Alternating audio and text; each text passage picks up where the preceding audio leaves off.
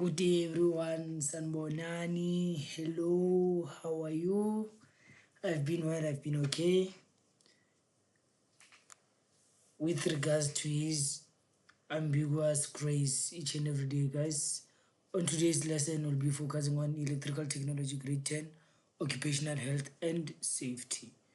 Topic number 1 is understanding workplace hazards. Workplace hazards and workplace hazards in electrical environment.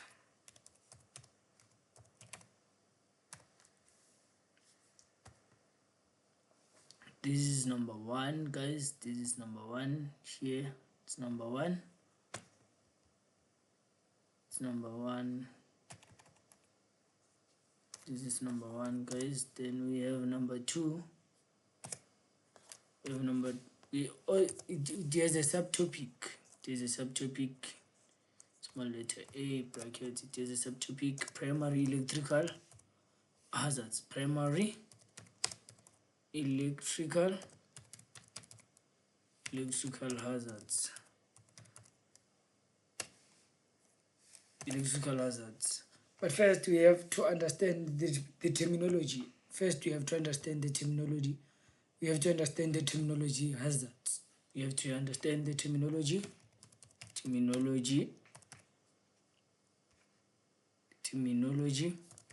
hazards.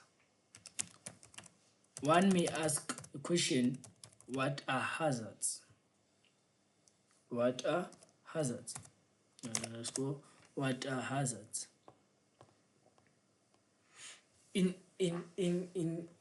Hazards are unplanned situations or consequences that may occur within a workplace.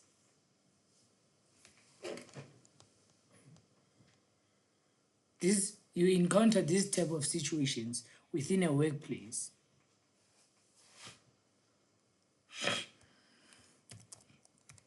Unplanned actions occurring within a workplace. No, within a workplace may also be regarded as an accident.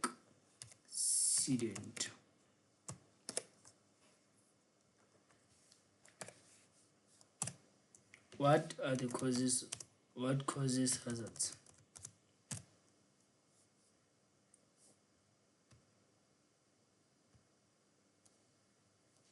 What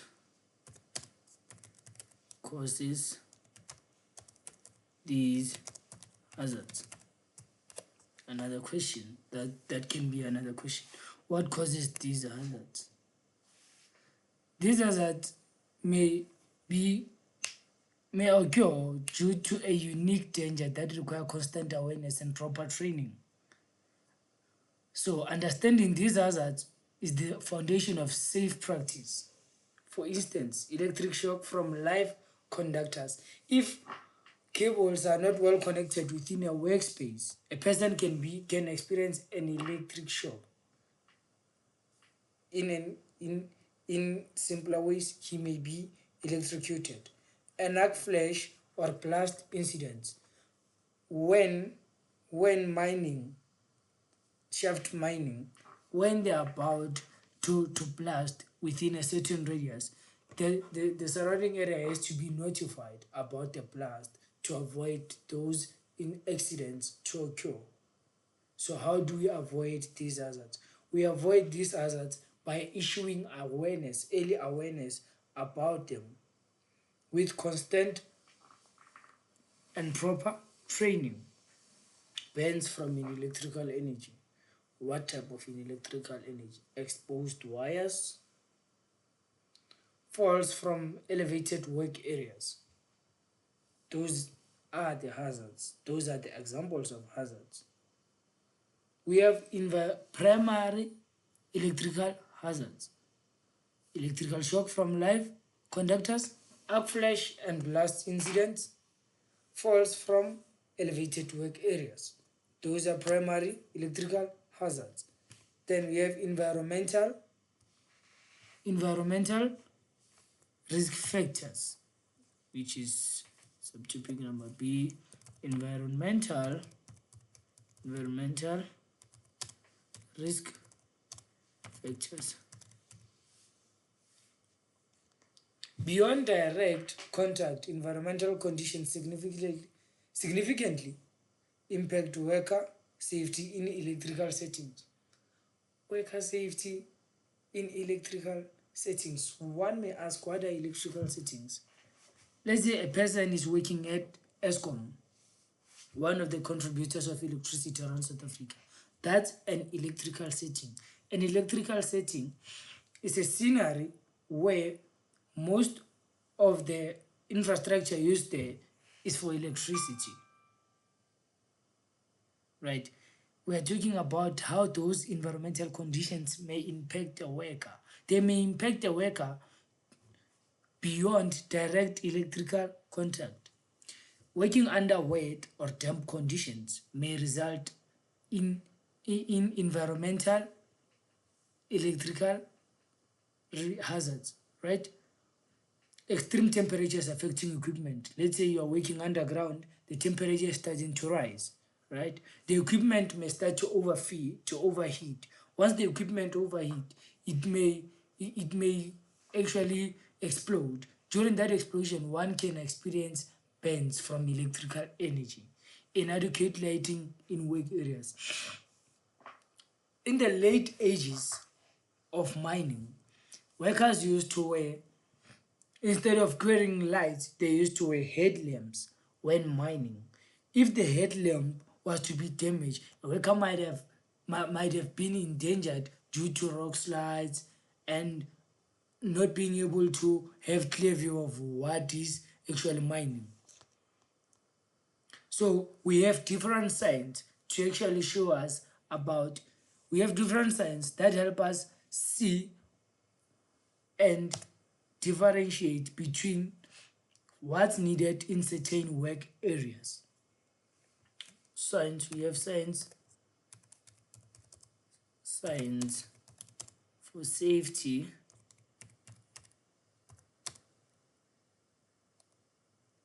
and health indications.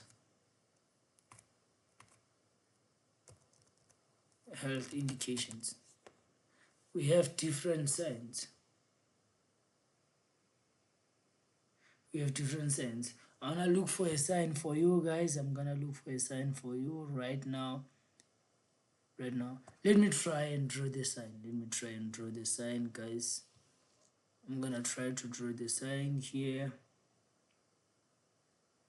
Or let me add a shape. Let's say, let me add this triangle right here. Right? I've added this triangle. Then let me try to draw the lightning. Hey, let me try to draw the lightning. Then my shape. Do you want to change the color of my shape? But let me try the lightning first, then we'll see. Let me remove these with the rubber. I want to remove those.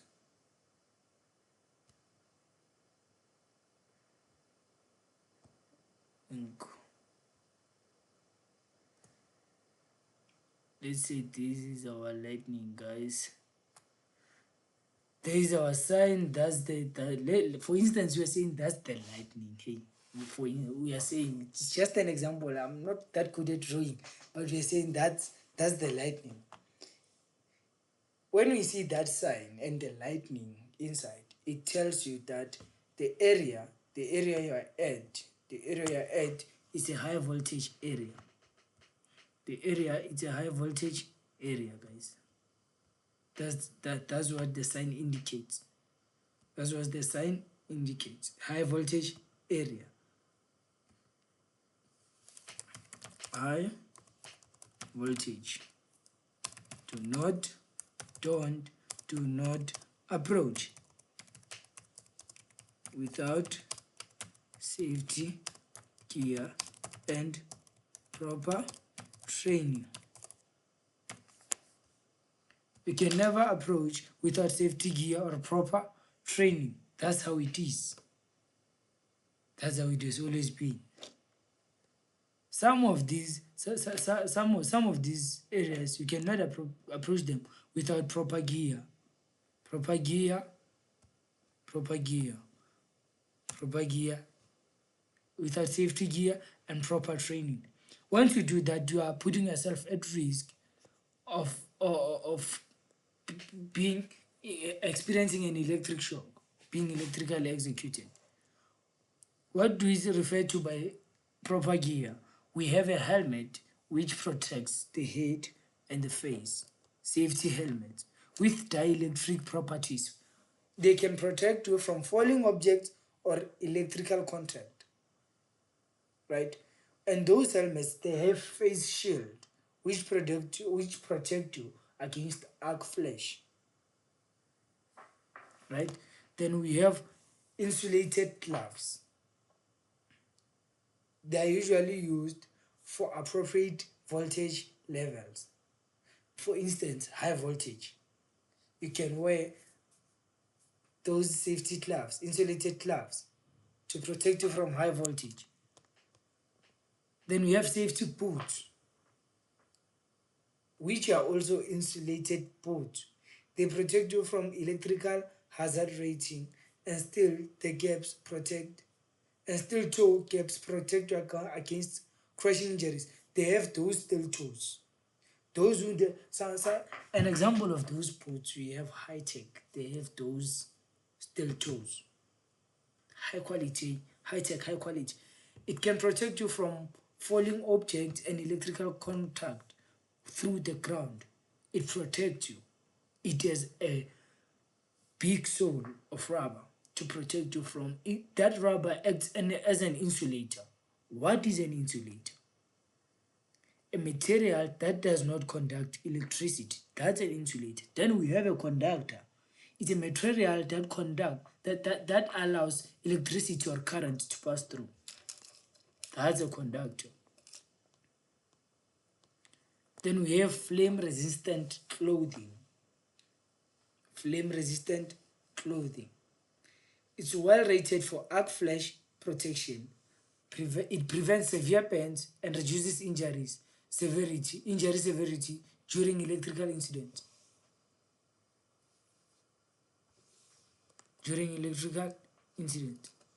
Then we have electrical safety regulations and standards. We have the Health and Safety Act. What does it do? It establishes employer and employee responsibilities for maintaining safe working environments and following prescribed safety procedures. One has to follow certain safety procedures to be safe from electricity. So the Health and Safety Act, it actually ensures that the employer and the employee's responsibility for maintaining safety are followed through those safety procedures. Then you have the wiring regulation. It actually elaborates better on the requirements for electrical installation. It ensures safe design, installation, inspection, and maintenance of electrical system. Electrical systems need to be maintained from time to time. With that needed, one has to know the wiring regulations, and one has to have those requirements for electrical installations. Then we have the COSHH regulations, which controls the exposure to hazardous substances encountered in electrical work, including cleaning agents, solvents, and insulating materials. Most of these, they all regulate within electrical technology. Everything that's related to electricity, these regulations are implemented. What do they help with? They help with maintaining health and safety of employers and employees within working environments. let's not forget, also, my one might say I'm multilingual, but I'm not multilingual, guys. Singathi ngale ndaba kahle masikhuluma ngayo kahle singathi lezi zinto zisebenza kahle kahle emsebenzini lapho sisebenzisa ugesi khona spedi ntho dilo tše ka bontši di šoma mo e leng gore re šomiša motlakase gona sendebele then rolete sikhathi semva tisebenza lapho kusebenza khona umtlakase. I hope you get me, guys. We are learning electrical technology, having fun with it, at the same time being multilingual, learning about certain languages. Compliance with them is not optional, but it's illegal. It's not optional. No, compliance with these regulations is not optional. That means you are not gonna say, I'm not doing this because no. It's a legal requirement. It protects workers, employees, and the public. Imagine all of a sudden you experience bombing, blasting within a mine radius, mine blasting underground. The cables within the surrounding areas, the electrical cables, they shatter, and one experiences an electrical shock. The mining wouldn't have followed these regulations, so the public have a right to sue the mine for that. Then how can you identify and assess this electrical risk? You first identify the hazards. How can you identify those hazards? You survey the work area thoroughly. By surveying, you inspect the workspace thoroughly. You determine who might be harmed. By who might be harmed, we are talking about all the working personnel and the visitors. A person who enters the working area to work and a person who visits the working area then leaves. Then you evaluate the risks. That means you analyze the likelihood and the severity of these hazards to occur. You implement control. By implementing control, you are applying the hierarchy of control measures. You review regularly. By reviewing regularly, you check for updates of certain systems that can keep you up to date with assessments as conditions change. We have common risk indicators.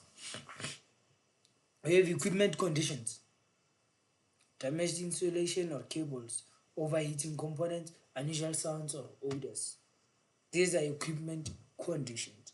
Certain equipment release a certain odor when damaged. Right? When certain components overheat. If cables are damaged, insulation no longer occurs, electricity, they are no longer safe. We are no longer, if we have damaged cables or insulation, we are no longer safe. Our safety is at jeopardy. Environmental factors. The presence of water and moisture, using flammable materials, poor access of lighting. Imagine you're working underground and you have poor lighting. I fear for those ones. Hey, their lives are in danger. They should report that to the Safety Act, to the Occupational Health Management, to the Occupational Health Department. They should report that. Then we have work complexity. Work complexity, like at work is so complex, nobody can cope. Due to what? High voltage systems, confined space requirements, work at height needed. Then we have safe working procedures and isolation techniques. The lockout or tagout, also known as the LOTO. Proper isolation is the most critical step in preventing electrical accidents. The LOTO system ensures equipment remains de-energized during maintenance and repair work. Okay, it is called the lockout or tagout procedure. Right? It is a very critical step within an electrical setting. What does it? It prevents. What does it do? It prevents electrical accidents. It prevents electrical accident. First one, you disconnect. You disconnect the electrical component. Right? You disconnect them for maintenance and repair work. You lock out. You apply locks to prevent accidental re-energization. You take out. You attach warning tags. But you attach warning tags, you lock those components out to prevent accident re-energization. Then you take out. Then you test. By testing, you have to isolate that equipment so that you can use it properly to verify its isolation. You have to have a permit to work the systems, a safe distance requirement. Then should have emergency. Then we are going to focus on emergency response and first aid for electrical incidents. Number one, do not touch the victim.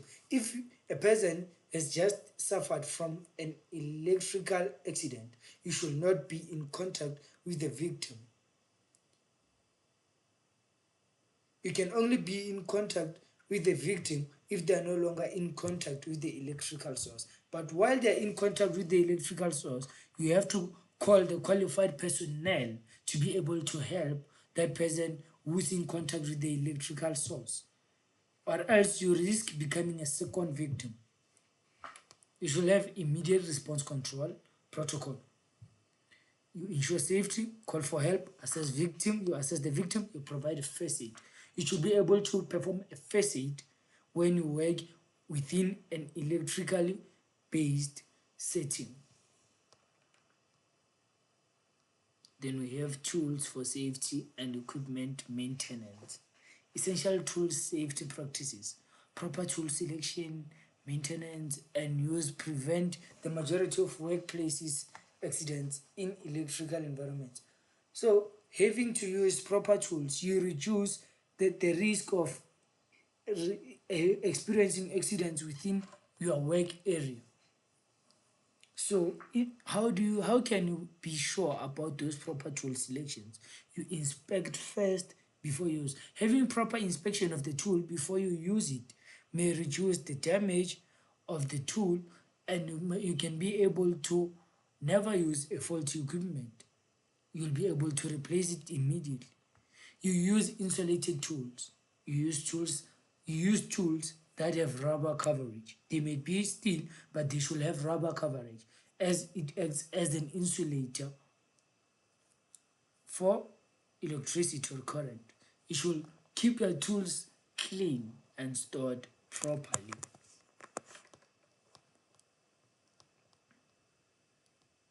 That's it for today's lesson. We were able to cover the unsafe working conditions. We were able to cover the hazards. We were able to cover the sign. We were able to cover up what causes these hazards. Now I think we can attack one of the questions from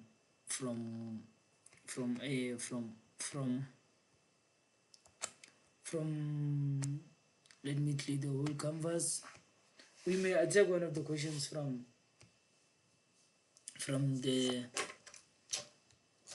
our exams. We may attempt it. We are not gonna do, we are attempting, This is not only my fight, it's our fight, guys. So let's attempt the question. Let's attempt it. Then we'll see how that leads us. We'll see where it gets us. But I believe and trust that you can do this, guys. Believe and trust that we can do this. Not alone. I'm not alone in this. I'm with you guys. We are together. Family. One big family. Ready to fight this big monster that's about to approach us. We are ready to fight this big monster that's about to approach us.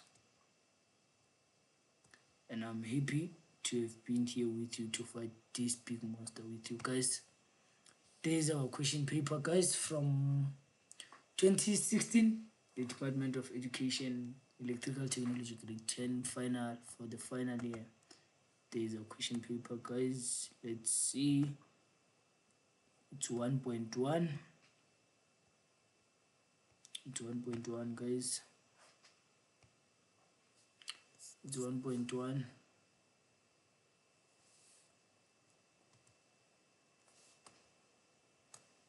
It's 1.1. The first 1.1.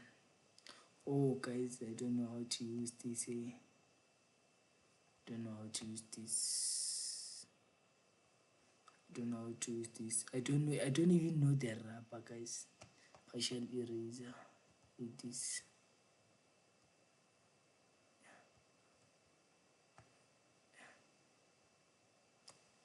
1.1. What does it say? What does 1.1 say? 1.1 says, what is an accident? Okay, here comes that question. What is an accident? What is an accident? We did this before, guys. What is an accident? Don't disappoint me. What is what is an accident? An accident is an unplanned event that results in injury, illness, or damage. What is it? An unplanned event. An unplanned event that results. What does it do? It results in injury, illness, or damage. This event doesn't occur on its own. It is unplanned. It is not premeditated. It is unplanned. So it happens when one has forgot about it. It doesn't have occur on its own. It is unplanned. Then we go to 1.2. 1.2. Go to 1.2. What does 1.2 say? Define the term good housekeeping. What is good housekeeping? When we talk about good housekeeping, we are talking about how your environment is, how orderly your work environmental is. Right? So good housekeeping is maintaining,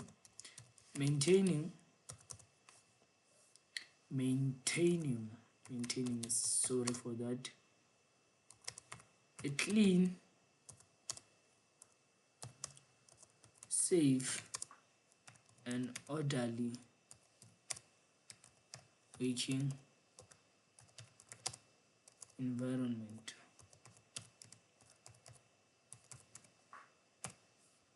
Those are the safety measures one can take when working within an electrical setting. Then we are going to the science. Here comes the science, guys. Here comes the science.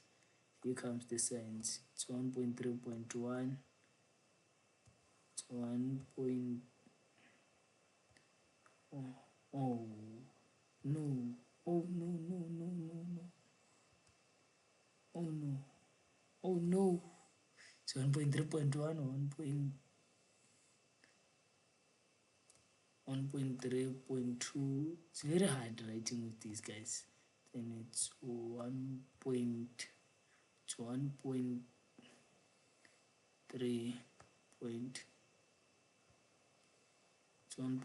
point. Oh no. But we can fix this, guys. It's nothing major. I've selected the eraser. When I erase this to write 1.3.3.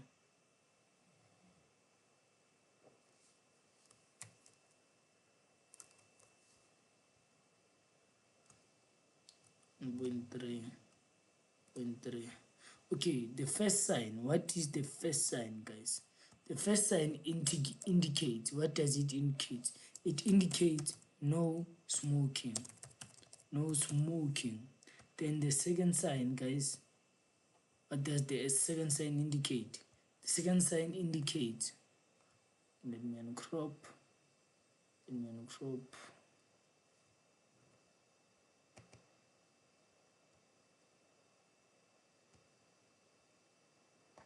Let me uncrop, guys. Then the second sign indicates. It indicates a fire extinguisher. A fire extinguisher.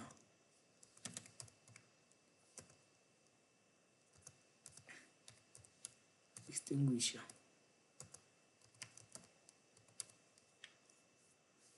Then the third one indicates safety goggles. It tells you to wear safety goggles. Some of these signs you might have seen them within a public areas or something. The no smoking sign, the fire extinguisher, the safety goggles. But then the first two signs are usually found within any public area, especially the no smoking sign. When you are within a public area, you can find this sign because you'll be endangering the health of others. So the fire extinguisher is also found in those public areas.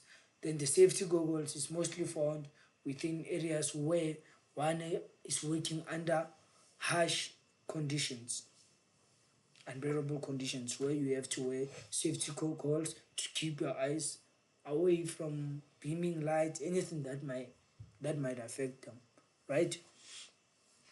Then we are going to 1.4. We're going to 1.4. I'm tired of writing it that way.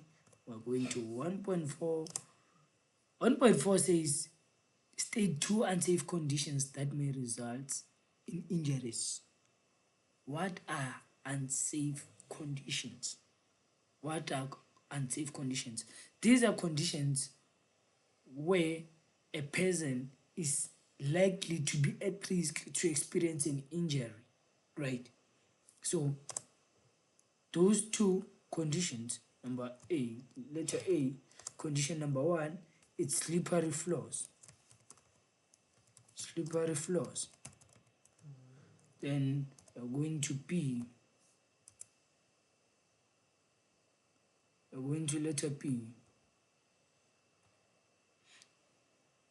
We're going to letter B. It might be inadequate lighting, adequate lighting, like working underground without proper lighting equipment. Then we're gonna go to question 1.5. 1.5. So 1.5, guys. 1.5 says, define the term unsafe action. What is an unsafe action? What is an unsafe action? It's a behavior or action that increases the risk of an accident or injury. Not too different from unsafe conditions, but this one is an action or a behavior. A behavior or action.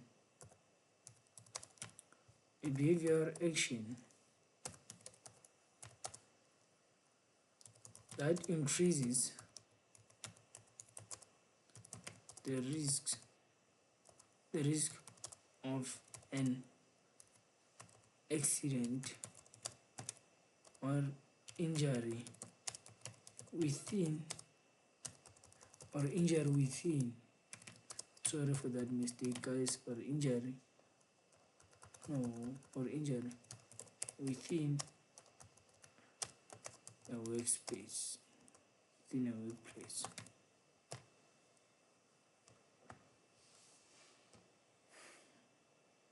Within a workplace. There we have it, guys. We have answered question number 1 to question 1.5. You have 12 marks. If you have any questions, you can comment. Then we can go back to the topic in the upcoming lesson, and we can do more examples, treat more question papers based on it. Thank you very much.